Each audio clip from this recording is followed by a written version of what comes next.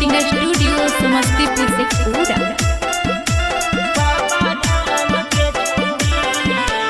भोले बाबा के लिए हरदम नाम गे छौड़ी, भोले बाबा के लिए हरदम नाम गे छौड़ी। तोरा टरक से ले जइबौ बाबा धाम गे छौड़ी, तोरा टरक से ले जइबौ बाबा धाम गे छौड़ी।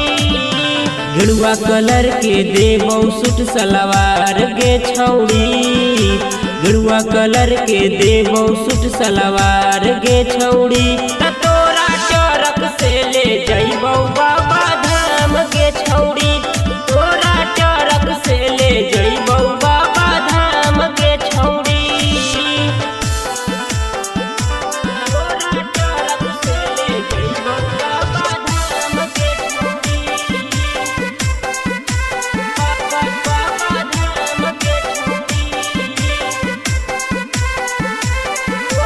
Music by Jaswant Kumar.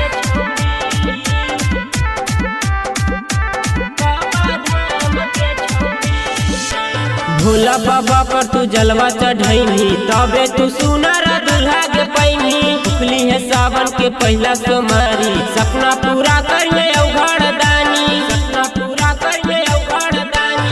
भोला बाबा पर तू जलवा चढ़ैनी, तबे तू सुनर दुल्हा के पैनी। उखली है सावन के पहला सोमवारी, सपना पूरा करिए औघड़ दानी। रहिया में मरबै खूब चिलाम गे छौड़ी, रहिया में मरबै खूब चिलाम गे छौड़ी। तोरा टरक से ले जइबौ बाबा धाम गे छौड़ी, तोरा टरक से ले जइबौ बाबा धाम गे छौड़ी।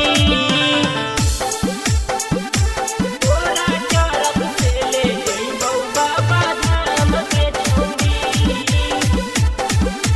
बाबा धाम गे छौड़ी।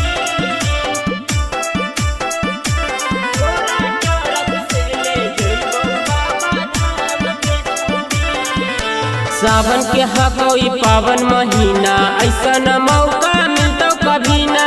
तू दीवाना के मानी ले बात गे, तोरा के ले जइबौ अपन साथ गे, तोरा के ले जइबौ हे गे।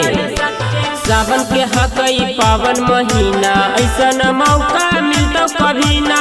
तू दीवाना के मानी ले बात गे, तोरा के ले जइबौ अपन साथ गे। शंखा पोला किनैबौ केतनो दाम गे छौड़ी, शंखा पोला किनैबौ केतनो दाम गे छौड़ी। तोरा टरक से ले जइबौ बाबा धाम गे छौड़ी, तोरा टरक से ले जइबौ बाबा धाम गे छौड़ी। presented by Maghi Films।